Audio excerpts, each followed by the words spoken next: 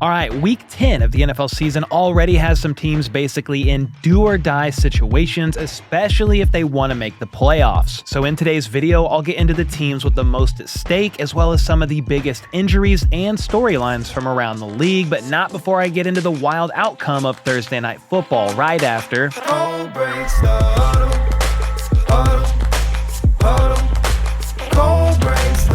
First up, the Ravens hosted the Bengals on Thursday Night Football last night in what was one of the most entertaining games of the year. It went down to the wire with the Bengals scoring a touchdown with 38 seconds left. In fact, there were a piss ton of points scored in the fourth quarter.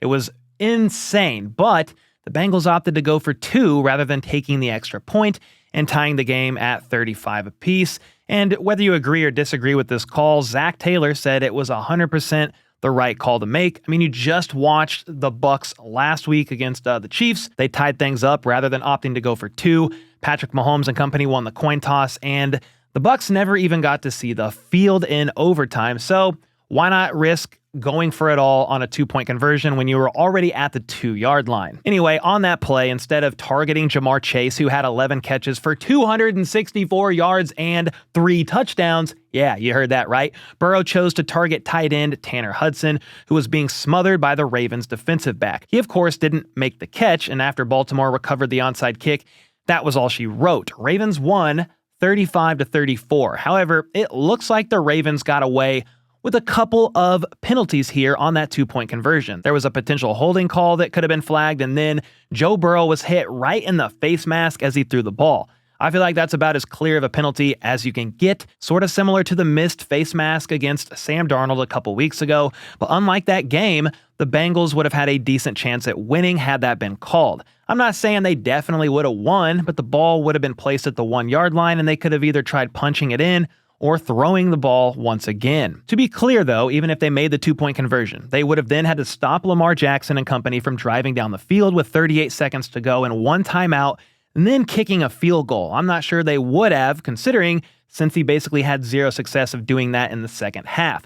Baltimore was actually down 21-7 at one point in the third quarter, but Chase Brown fumbled and the Ravens recovered it at the Bengals' 31-yard line. That sparked a massive run for Baltimore as they proceeded to score 4 straight touchdowns on their last 4 possessions after that. Lamar Jackson had just 71 passing yards in the first half, but in the fourth quarter alone, this man threw for 197 yards and 3 touchdowns as he led them to the comeback win. And since 2021, Lamar Jackson has won 3 games when trailing by 14 or more in the fourth quarter, which, believe it or not, is the most in the NFL during that span. He once again bailed out the Ravens' sorry pass defense, who is allowing the most passing yards in the entire NFL. It's an average of almost 300 yards per game, and they just allowed Joe Burrow to carve them up like a Thanksgiving pumpkin. He had 428 yards and 4 touchdowns on the night, thanks in large part to Jamar Chase going nuclear. The reality is, both of these teams have electric offenses, but their defenses are not so great. Cincy is scoring the 6th most points per game, yet their defense is giving up the 26th most points per game and is the biggest reason as to why they are 4-6 on the season, with defensive coordinator Lou Anarumo quite possibly being in the hot seat. According to NFL.com, they now have just a 26% chance at making the playoffs after losing last night, even though things are not looking great for them right now. You can't count the Bengals out at this point in time. After all, the Colts are currently ahead of them in the standings at 4-5, but they play the Bills this week and could very well be 4-6 after that game. Then the Broncos are holding the final wildcard spot at the moment at 5-4, but they play the Chiefs at Arrowhead, and I don't think anyone is picking them to win that game. And while we're on the subject of playoff odds, PFF actually has a list of teams that are facing the most potential movement in their odds to make the postseason based on whether they win or lose games this week. So these teams that we're about to talk about have the most pressure to win. First up, the aforementioned Denver Broncos, just like the Bengals, are currently coming off a loss to the Ravens and are sitting at 5-4.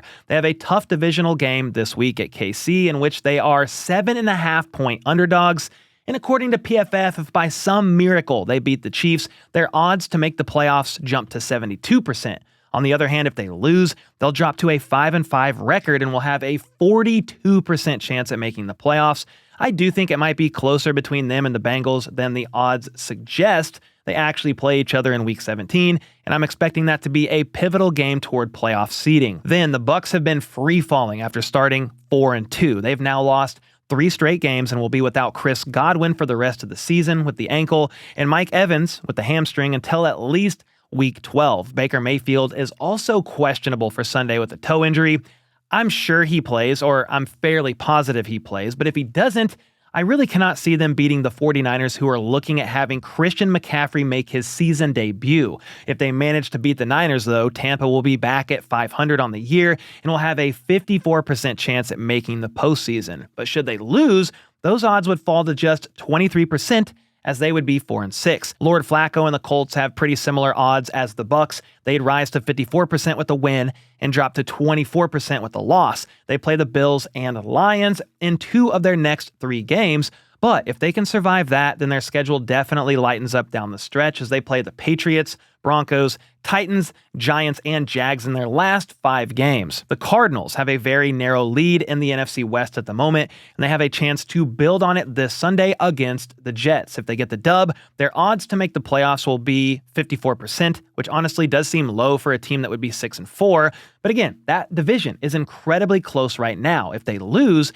they would be 5-5 with a mere 30% chance at making the postseason. They finished the year with games against the Rams and 49ers, and those are going to be massive games in terms of determining the winner of this division. By the way, in yesterday's video, I predicted the Rams to win it based on all the players they are getting back, getting healthy, and having one of the best quarterbacks in the entire NFL in Matt Stafford. Check it out if you haven't seen it. But speaking of the 49ers, if they handle the Bucs on Sunday, their odds to make the playoffs are going to spike all the way up to 66%, and if they lose, it's going to go all the way down to 36%. It's hard to imagine the Niners missing the postseason, but when you take a look at their schedule, it by no means is going to be a cakewalk. This Sunday is at Tampa, then they play the Seahawks, Packers, Bills, Bears, Rams, Dolphins, Lions, and Cardinals. There's a handful of very winnable games in there, but none of those teams are complete pushovers at the moment. Next up, aside from keeping an eye on those teams I just mentioned, there's a couple of games that should be absolute bangers this week. The 7-2 Commanders are hosting the 6-2 Steelers in a game that features the 3rd highest scoring offense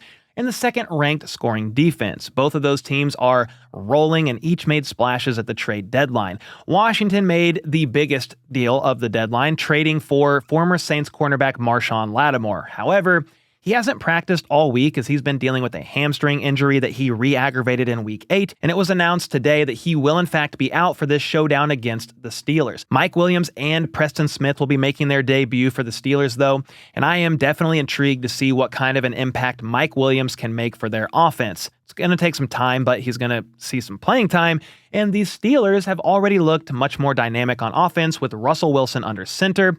So I imagine they'll be even better with Mike Williams taking some of the pressure off of George Pickens. Both of these teams have won 3 straight games and lead their divisions at the moment, so we should be in for a good one this Sunday. And then 2 more division leaders go head-to-head on Sunday Night Football as the 7-1 Lions travel to Houston to take on the 6-3 Texans. The Lions, they are an absolute freight train right now. They've won 6 straight and are the only team in the league with a top 5 scoring offense and a top 5 scoring defense. Jared Goff is playing the best football of his career, and combine that with the fact that he has one of the best offensive lines in football and the best running back duo in the league, and I don't really know how you can stop this team. You can only pray to keep up with them on the scoreboard, though with the way the Texans' offensive line looks right now, their interior is not great. I don't know if that's possible. CJ Stroud has taken the 4th most sacks per game this year, and one of their starting guards, Kenyon Green, just landed on IR with a shoulder injury, so things are only getting worse for their interior. Then the Lions just traded for Zadarius Smith, and he's going to be playing his first game for Detroit, and he'll be looking to wreak some havoc against this Texans O-line.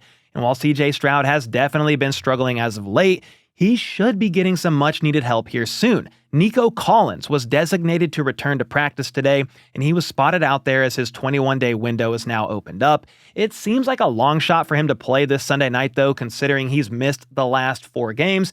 And his first practice with the team is on a Friday, but we shall see because we know the Texans could really use him out there. And this game against the Lions just got even more challenging for Houston as it was reported today that their star pass rusher Will Anderson has been ruled out with an ankle injury. And before I get out of here, I I want to cover some other quick hitter injury news from around the league. Dak Prescott is officially heading to IR with the hamstring injury he suffered last week. Multiple sources are now claiming that Dak is looking at a 6 to 8 week recovery period. However, if he requires surgery, his season is going to be over. Then, Tyreek Hill surprisingly popped up on the injury report today with a wrist injury and did not practice, putting his status for Week 10 up in the air. And sadly, this far into the season, there's always tons of injuries from around the league, and you can see some of the other notable ones here on the screen. I hate injuries, but let me know who you are most concerned about as far as teams go with injuries and how they are piling up so far. And that's going to be it for me in today's video. So with that, I'll see y'all next time.